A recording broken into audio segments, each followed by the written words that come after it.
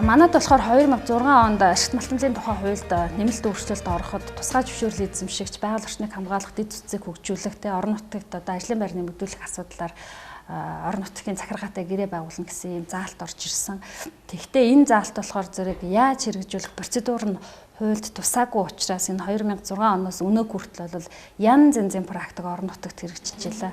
Тэгээ тухайлах юм бол орон нутгийн захиргаа гэдэг ингээд тодорхойлцсон болохоос биш аймгийн захиргаа юу, сумын захиргаа юу гэдгийг тодорхой гаргаж өгөөгүй.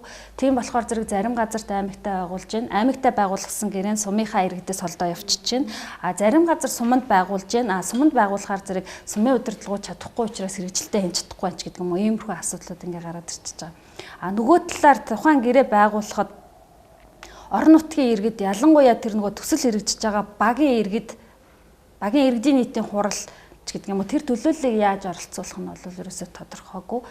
Гэрээний хэрэгжилтийг хэрхэн яаж шинэх юм? Хэрэгжихгүй байх юм бол тэрэн дээр яаж гомдол гаргах юм гэдэг юм уу. Гэрээ нь өөрөө хуульд нийцгүй гэрээ байх юм бол хэн гомдол гаргаж тэрийг яах юм?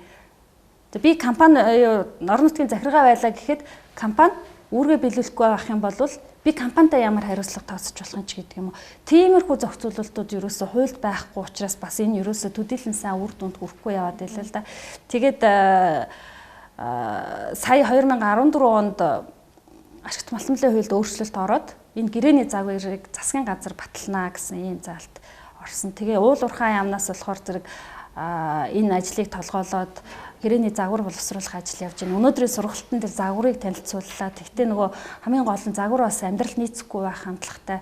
Тэгээд яг иргэдийн амьдралд шууд нөлөөлдөг ийм гэрээ гэрээний загвар боловсруулж байгаа мөртлөө энэ нөгөө энэ талаар туршлагатай ийм төрийн бас байгууллага орон нутгийн иргэдээс одоо санал бага авсан ч гэдэг юм уу. Гэрээнийхээ төсөл дээр санал хаана өгөх нь тодорхойгүй гэх мэт ийм асуудлууд яригдлаа л да. Сургалтаас юу олж харсан бэхээр нэгдүгээрт одоо өнөөдөр манад байгаа эрх зүйн орчны зөрчлийг бид нар бол нэг яаралтай зөвлөмж гаргаж болтугай засах. Хоёрдугаарт орон нутгийн гэрээ нийгмүр болгох.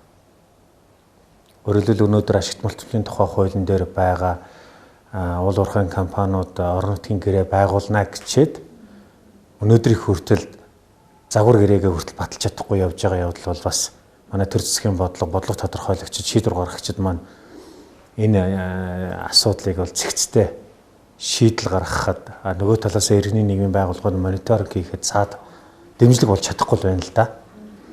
Тэр утгаар нь би харахад бол ер нь бол нэг яаралтай эрх зүйн орчны зөрчлүүдийг арилгах хэрэгтэй.